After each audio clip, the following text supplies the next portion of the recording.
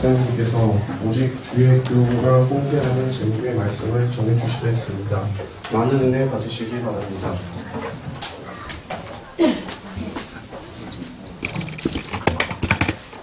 우리 아동부 어린이들과 우리 선생님들께서 너무 은혜로운 찬양을 준비해 주셨습니다.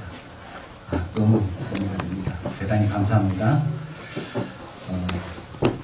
부모된 여러분들 하나님의 은혜가 충만하게 임하시기를 축원합니다.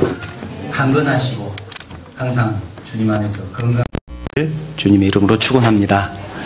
그리고 우리 학생들, 그리고 자녀이면서 부모된 우리 집사님들, 군사님들 주님의 이름으로 축원합니다. 언제나 주님께 사랑을 고백하는 것처럼 그렇게 부모님들에게도 사랑을 고백하고 주님 부모님들에게 항상 순종하고 효도하는 사랑하는 자녀들 되시기를 주님의 이름으로 축원합니다.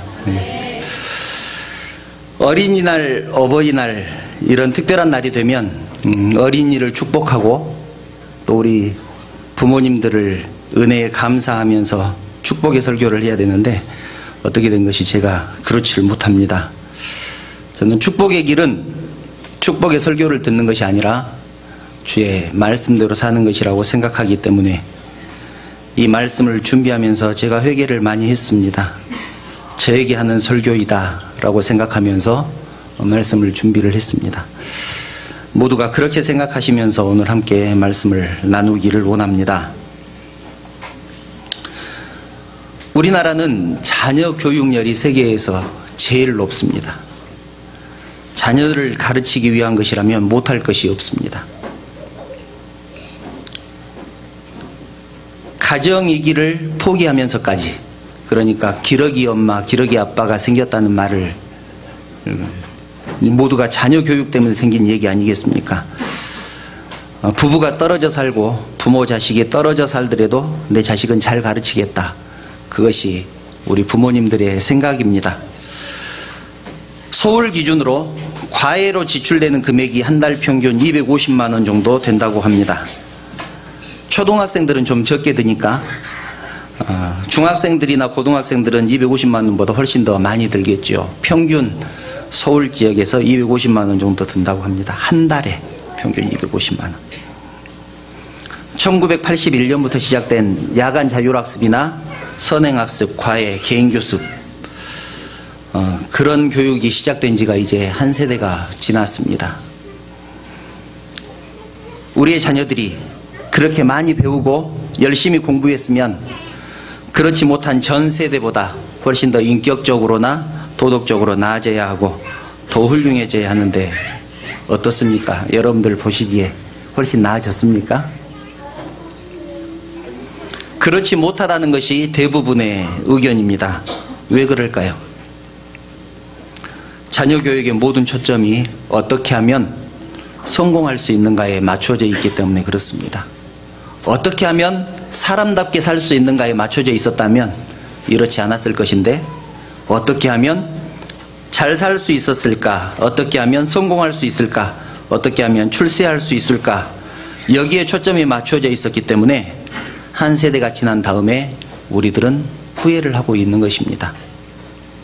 이런 세태 속에서 우리 그리스도인들은 자녀들을 어떻게 가르쳐야 할까요? 우리나라는 자녀가 부모를 섬기는, 봉양하는 전통이 있었습니다. 전에는 그것이 당연했었는데 지금은 그렇지를 못합니다. 요즘 젊은이들도 부모를 모시기 싫어하고 자녀도 낳기 싫어합니다. 또 부모들은 어떻습니까? 자녀들과 함께 사는 것을 그렇게 썩 좋아하지는 않습니다. 올해 설문조사를 해놓은 자료가 없어서 작년 자료를 찾아보았습니다. 통계청은 우리나라 여성의 2017년 작년 합계 출산율이 1.25명이라고 발표를 했습니다.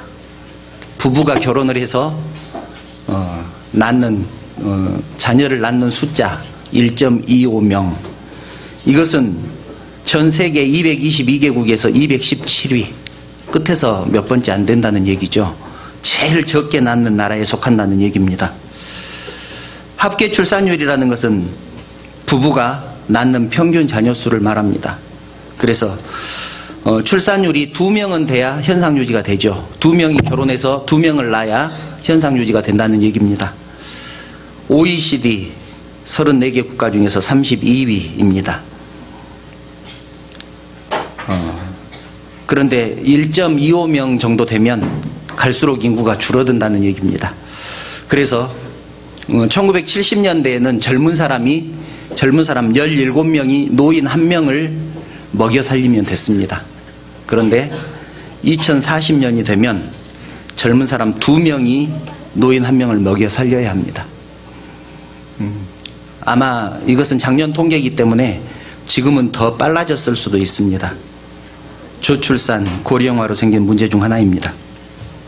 그런데 우리나라 젊은이들이 이렇게 아기를 낳지 않겠다고 하는 이유는 첫째가 경제적인 이유이지만 두 번째 이유가 기가 막힙니다. 자녀를 낳아서 키우는 일에 보람을 느끼지 못하기 때문이다. 자녀를 키우는데 보람을 못 느낀다는 것입니다. 자녀를 키우면서 기쁨이 별로 없다는 것이죠. 내 인생 한 번 사는 인생 그냥 편하고 나 즐기다가 가면 되는 것이지 자녀 낳을 필요가 있느냐, 그것이 요즘 젊은이들의 생각이라는 것입니다. 그런데 어른들도 마찬가지입니다.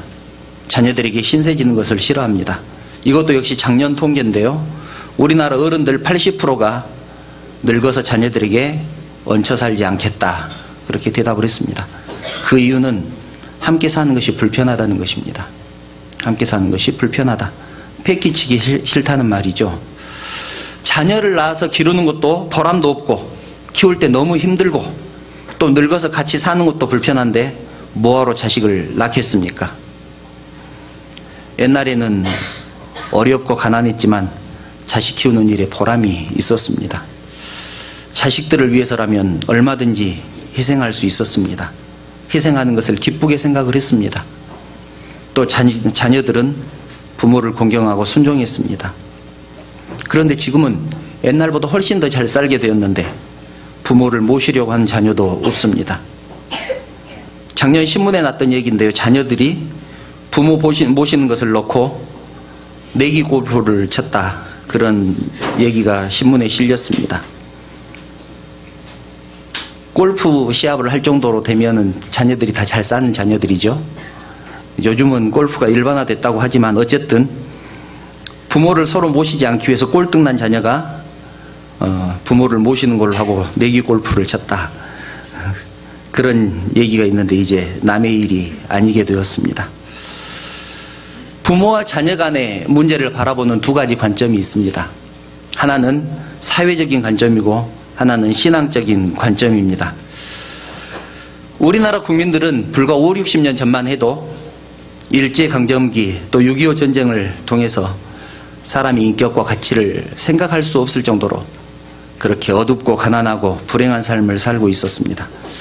그렇게 먹고 살기도 어려운 때 어버이날이 어디가 있고 어린이날이 어디가 있겠습니까? 물론 그런 날이 있었지요. 그런데 그런 것들을 무슨 의미를 두고 챙기고 했겠습니까? 그러나 국민들의 수준, 교육 수준, 경제 수준이 올라가고 문화와 물질 문명이 발달하면서 사람들이 의식 수준도 높아졌습니다. 옛날에는 어떻게 하면 굶지 않을까, 그것이 걱정이었지만 요즘은 아무리 가난해도 굶을 걱정을 하는 사람은 없습니다. 지금은 모두가 먹고 살만해졌기 때문에 다른 사람들을 배려하고 가족들을 사랑하고 함께 나누고 살 것 같은데 그렇지 않습니다. 어떻게 하면 지금보다 더 잘 살 것인가, 어떻게 하면 옆에 다른 사람보다 더 잘 살 것인가, 이것이 인생의 목표처럼 되어버렸습니다.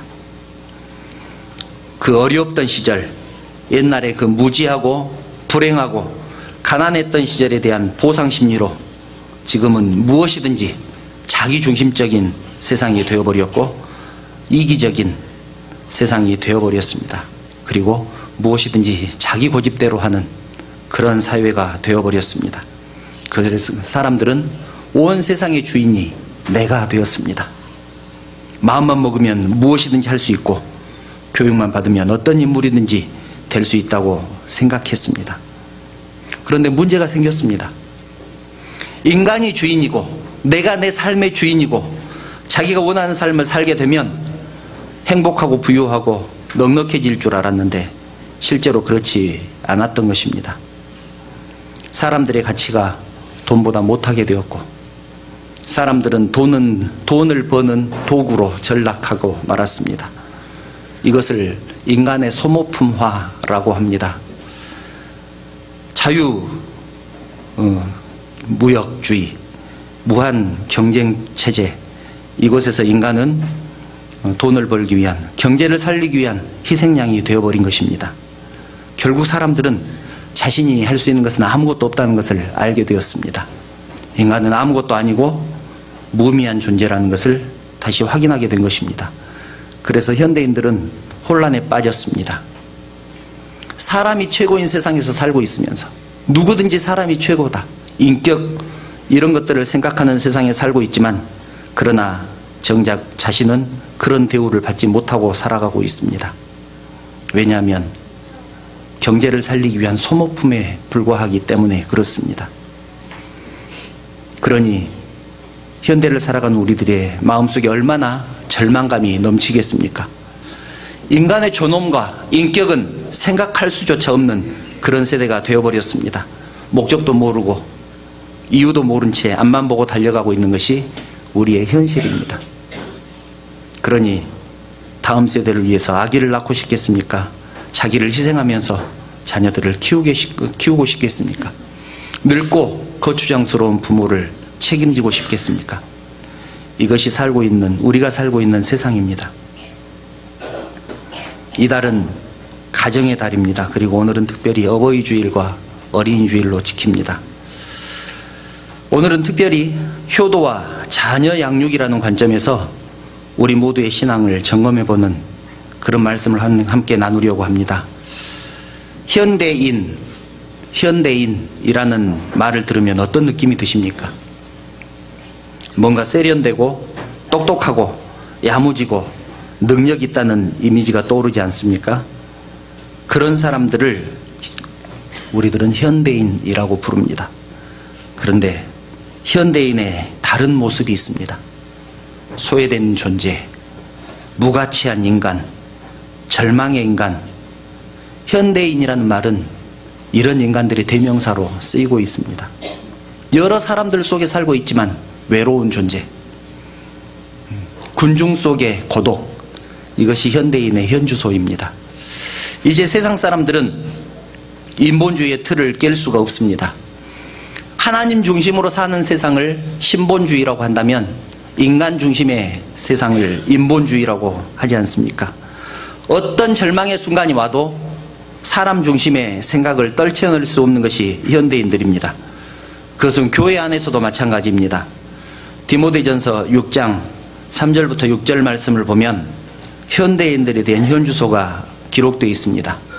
제가 읽어드리겠습니다. 누구든지 다른 교훈을 하며 바른 말, 곧 우리 주 예수 그리스도의 말씀과 경건에 관한 교훈을 따르지 아니하면, 여기서 다른 교훈을 말을 하고 주님의 말씀과 경건에 대한 교훈을 따르지 않는다, 이 말이 바로 인본주의적인 생각입니다.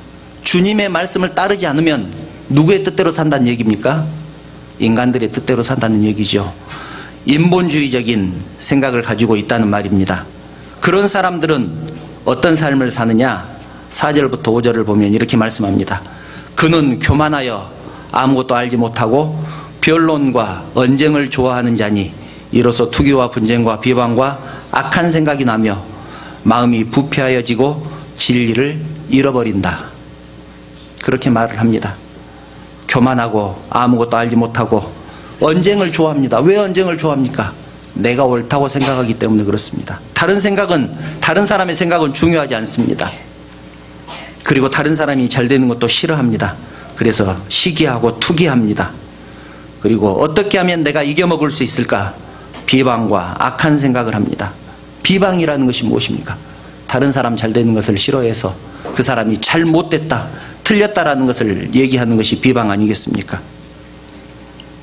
그래서 마음이 부패해지고 진리를 잃어버린다, 그렇게 말씀합니다.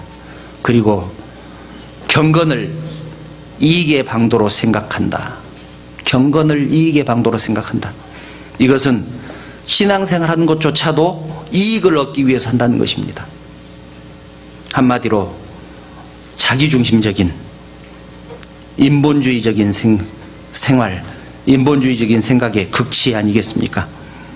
그래서 성도인 우리들에게는 5월이 되면 이런 고민이 있습니다. 두 가지 문제가 봉착하는데, 첫째는 사회적인 문제로 부모와 자녀들 사이의 문제, 두 번째는 신앙적인 문제인데 인본주의적인 관점에서의 부모와 나와 자녀들, 이 두 가지 문제가 우리 앞에 놓이게 됩니다. 전통을 지키는 것이 맞다고 생각했던 세대, 즉 부모님을 모시고 또는 부모에게 효도를 해야 된다고 생각하는 것이 맞다고 생각했던 세대, 그 세대를 우리는 구세대라고 부릅니다. 왜 구세대라고 하는지 잘 모르겠지만 일단 그렇게 부릅니다. 그리고 그럴 필요가 없다고 생각하는 세대, 부모와 내가 무슨 상관이 있냐, 내 인생 내가 잘 살면 되지, 자녀도 낳을 필요가 없다고 생각하는 세대, 이 세대를 신세대라고 합니다. 이런 구세대와 신세대가 한 세대에 살고 있기 때문에 사상적인 또는 문화적인 충돌은 피할 수가 없는 것입니다. 어른들은 젊은이들을 버릇없다고 치부해버리고, 젊은이들은 어른들을 꼰대라고 비아냥거립니다. 인터넷을 찾아보면 어른들이 잔소리하는 것은 꼰대짓이다, 그렇게 말을 합니다. 꼰대짓이다. 이것을 세대 차이라고 할 수 있을 것입니다만, 세대 차이는 단순히 나이의 차이를 말하는 것이 아니라 개념, 생각, 그리고 문화의 차이라고 할 수 있습니다. 그런데 두 번째 문제, 신앙적인 문제가 있다고 제가 말씀드리지 않았습니까? 정작 심각한 것은 세대 차이로 끝나는 것이 아니라는 것입니다. 정말로 심각한 문제는 이것입니다. 이래야 된다, 저래야 된다, 그렇게 부모들이 주장을 하는데 자녀들이 보기에 우리 부모들이 자기들이 주장하는 것처럼 그렇게 살고 있는가, 그렇게 보일까 하는 문제입니다. 요즘 젊은이들의 장점이면서 단점이라고 하면 지나치게 합리적이라는 것입니다. 지나치게 합리적이다. 아무리 어른들이 얘기를 해도 수긍이 되지 않으면 따르지 않습니다. 그런데 젊은이들을 수긍시키는 가장 근본적인 방법은 실천에 있습니다. 행함에 있습니다. 어른들이 말로 가르치는 것이 아니라 행함으로 가르쳤을 때 자녀들은 또는 제자들은 따른다는 것입니다. 어른들이 주장만 하고 실천하지 않는다는 것을 알게 되는 순간 젊은이들은 절대로 따르지 않는다는 것입니다. 신앙에서도 마찬가지입니다. 우리는 신앙인으로 살고 있지만 신앙 없는 사람들과 별반 차이가 없습니다. 우리는 삶의 위기를 만났을 때 또는 내 마음에 필요한 소원이 있을 때 그때만 신앙을 이용하는 것이 전부가 아닙니까? 이렇게 살게 되면 우리들 자신을 망칠 뿐만 아니라 우리의 자녀들도 망칠 것입니다. 우리의 그런 모습을 보고 자란 아이들은 사회에서 신앙인도 아니고 세상 사람도 아닌 어중간한 사람으로 살아갈 것입니다. 교회는 가끔 나오는데 신앙적인 개념이 전혀 없는 그런 삶을 살아갈 것입니다. 그것보다 더 큰 불행이 어디가 있겠습니까? 우리는 자녀들에게 할 말이 없습니다. 이제는 우리 신앙인들도 물질적인 풍요 이외에는 별로 관심이 없기 때문입니다. 우리 중 누구도 신앙생활을 잘할 수 있는 직장을 선택하라고 말하지 않습니다. 자녀들에게 그런 말 하지 않습니다. 주일 성수할 수 있는 직장을 선택해라. 주일 못 지킬 것 같으면 그 직장 그만둬라. 그렇게 말하는 어른이 아무도 없습니다. 신앙생활 못하는 직장이라도 취직만 하면 좋아합니다. 우리에게는 하나님도 뒷전이 되어버렸고 십자가도 신앙도 자신들의 욕심과 무지함을 가리기 위한 도구가 되어버렸습니다. 이렇게 말하는 것이 젊은 사람들 눈으로는 보면 꼰대짓입니다. 신앙생활 못하는 직장이라도 취직만 하면 좋아합니다. 이것이 신앙입니까? 라고 말을 하면 젊은 사람들이 아이고 또 꼰대 소리 하네, 그런다는 말입니다. 우리는 아직도 내 신앙이 무엇이 잘못되어 있는지 모르고 신앙생활을 해갑니다. 이것이 잘못이라는 것도 모르고 생활해 가고 있습니다. 자녀들에게 어떻게 신앙의 본을 보이겠습니까?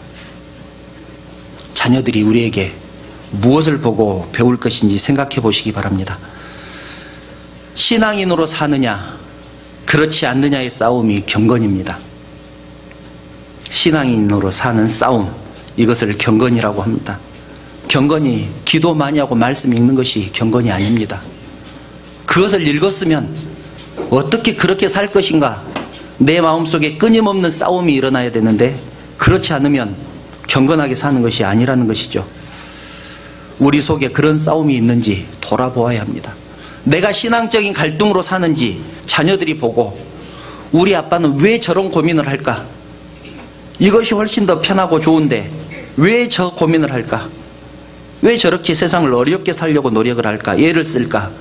자녀들이 부모의 모습을 보고 궁금해해야 합니다. 누구든지 사는 세상, 누구든지 가는 편한 길, 그런 길을 선택해서 가는 것은 경건한 삶이 아니다. 그것은 자녀들의 신앙에도 전혀 도움이 되지 않는다라는 것입니다. 그러므로 신앙인들은 교회에서뿐만 아니라 가정에서도 신앙인이 되어야 합니다. 우리들은 교회에서만 목사고 장로고 권사이고, 만약에 집에서는 그렇지 않다면 자녀들은 우리의 모습을 보고 갈등하게 될 것입니다. 나도 커서 저런 어른이 될 것인가, 저런 장로가 될 것인가, 저런 권사가 될 것인가, 아니면 여기서 그만두고 세상에서나 잘 먹고 잘 살 것인가, 고민하고 갈등할 것입니다. 부부간에도 마찬가지입니다. 부부가 만나서 사는데 정신병자가 아니고서야 어떻게 항상 좋겠습니까? 때로는 나도 내 자신을 이해할 수 없는데, 어떻게 남편을, 어떻게 아내를 항상 이해할 수 있겠습니까? 이해할 수 없을 때가 있습니다. 세계적으로 아주 유명한 아가씨와 건달들이라는 뮤지컬이 있는데, 그 뮤지컬의 대사가, 이런 대사가 있습니다. 어떤 바보는 자기 마누라를 사랑한대. 어떤 바보는 자기 마누라를 사랑한대. 그만큼 부부가 싸우지 않고 사는 것이 힘들다는 얘기 아니겠습니까? 우리는 떳떳하게 나는 예수 믿는 사람이다 라는 얘기를 할 수 있어야 합니다. 누구에게 할 수 있어야 합니까? 가정에서, 자녀들에게, 부모에게 할 수 있어야 합니다. 이것은 우리가 얼마나 깨끗한가에 대한 말이 아닙니다. 정직한가에 대한 말이 아니라 얼마만큼 하나님의 뜻대로 살기 위해서 몸부림치고 있는가에 대한 얘기입니다. 하나님의 말씀대로 그 뜻대로 살기 위한 몸부림, 노력이 우리 속에 얼마만큼 있는가, 내가 신앙적인 갈등을 얼마나 하고 있는가. 이 신앙적인 갈등이라는 것이 내가 예수를 믿을 것인가 말 것인가에 대한 갈등이 아니라 예수를 믿는 사람이 어떻게 살 것인가에 대한 갈등이 우리 속에 얼마나 있는가 하는 말입니다. 그런 갈등이 없다면 우리는 부모의 자격도 없고 자식으로서의 자격도 없고 더 나아가서 신앙인의 자격이 없는 것입니다. 우리들은 자녀들에게 물려줄 것이 무엇이 있습니까? 무엇을 물려주면 여러분도 만족하고 자녀들도 성에 차겠습니까? 오늘 본문은 부모들과 자녀들이 어떻게 살 것인가를 고민합니다. 먼저 자녀들에게 말합니다. 자녀들은 주 안에서 부모에게 순종하라. 이것이 하나님의 자녀로서 마땅히 행할 것이기 때문입니다. 왜냐하면 보이지 않는 하나님을 사랑하고 공경하는 것이 보이는 부모에 대한 존경과 사랑으로 나타나기 때문입니다. 보이는 부모에게 순종하지 않으면서 하나님을 믿는다고, 하나님을 사랑한다고 하는 것은 성경은 거짓말하는 것이다, 그렇게 말을 합니다. 거짓말하는 자다, 분명하게 그렇게 말을 하고 있습니다. 부모를 공경하는 것은 인간된 도리이고 하나님을 사랑하는 믿음의 척도입니다. 그런 의미에서 단언컨대 부모를 공경하지 않는 사람은 신앙인이 아닙니다. 여기서 저도 많이 찔립니다. 이 문구를 뺄 것인가 넣을 것인가 고민을 많이 했습니다. 그런데 부모를 공경하지 않는 사람은 어디 가서 신앙인이라고 하지 마시기 바랍니다. 그 모습을 보고 믿지 않는 사람들이 믿는 사람들을 흉보입니다. 하나님한테 잘하지 말고 부모에게나 잘해라. 그리고 부모에게 잘하는 것은 그것을 지키는 자에게 주시는 축복은 잘되고 땅에서 장수할 것이다. 그렇게 축복을 합니다. 그리고 두 번째로 바울은 부모에게도 자녀들에게 어떻게 해야 할 것인지에 대해서 말씀합니다. 부모는 자녀를 노엽게 하지 말라고 말합니다. 자녀를 소유물로 여기지 말고 하나님께서 맡겨주신 선물이다. 그래서 인격적으로 대하라고 말씀을 합니다. 하나님의 선물인 자녀를 노엽게 하지 말고 인격적으로 대하고 그리스도의 가르침으로 양육해야 한다. 주님의 교훈과 훈계로 양육할 것을 명령하고 있습니다. 그런데요, 문제는 우리가 이것을 지금까지 몰랐습니까? 다 알고 있습니다. 신앙생활 30년을 했으면 어버이 주일 30번을 맞이했고, 신앙생활 50년을 했으면 어버이 주일 50번을 맞이하면서 기가 닳도록 들었던 얘기 아닙니까? 이것을 몰랐던 사람도 있습니까? 다 알고 있었습니다. 다 알고 있었습니다. 우리 모두는 이것을 다 알고 있습니다. 그런데 왜 지켜지지 않았습니까? 왜 모르는 사람들처럼 살았습니까?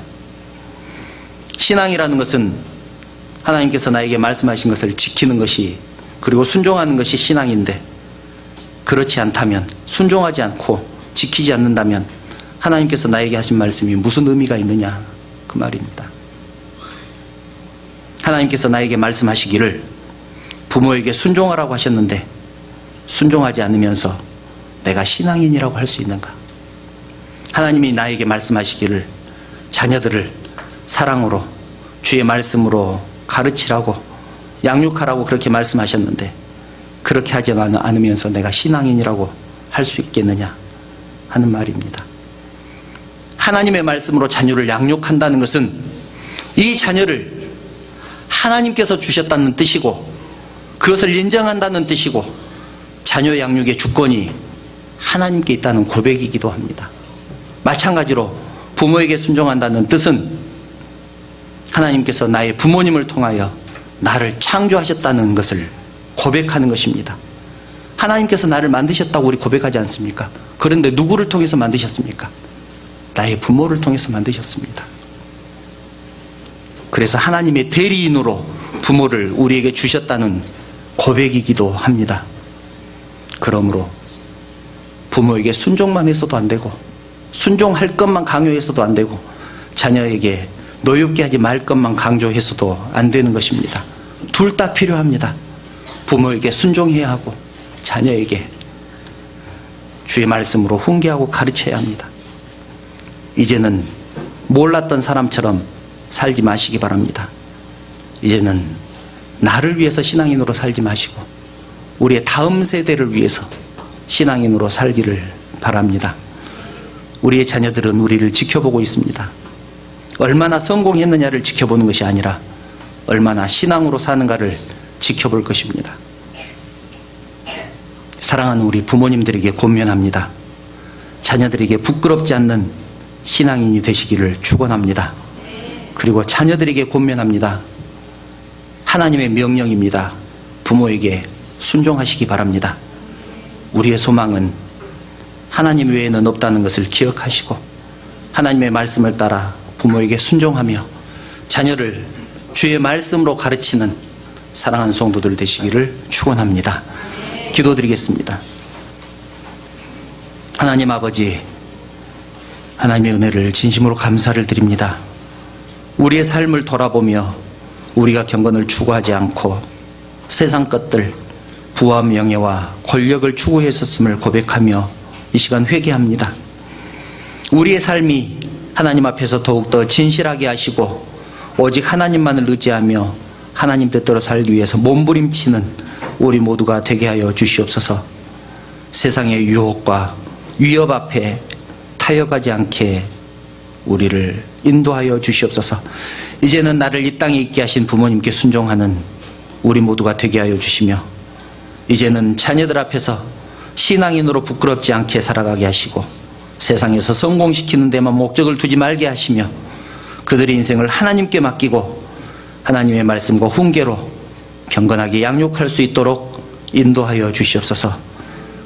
이제는 우리의 가정을 신앙으로 세워주시고 하나님의 사랑으로 살아갈 수 있도록 또 하나님의 사람으로 살아갈 수 있도록 인도하여 주시옵소서. 그러기 위해서 우리 모두에게 주님의 은혜가 필요합니다. 하나님께서 도와주시기를 간절히 바라옵고 거룩하신 예수님의 이름으로 기도하옵나이다. 아멘. 주님의 축복이죠. 그대 사랑에 섬김이 날 감동케 하죠. 그대를 만난 건 주님의 큰 은혜죠. 그대의 손길을 통하여 주님을 느껴요. 그대를 만난 건 주님의 축복이죠. 그대의 사랑에 섬김이 날 감동케 하죠. 그대를 만난 건 주님의 큰 은혜죠. 그대의 손길을 통하여 주님을 느껴요. 사랑해요, 감사해요. 우리 함께 잡은 두 손을 언제까지나 놓지 말아요. 사랑해요, 감사해요. 우리 함께 했던 그 약속 영원토록 지켜나가요.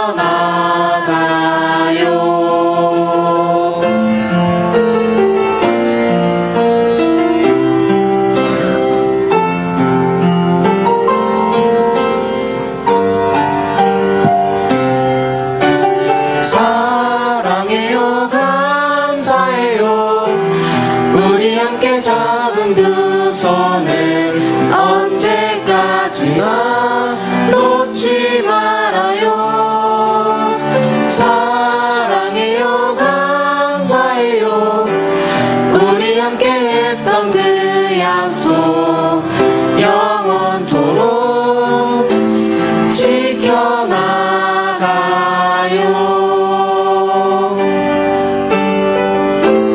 지켜나가요.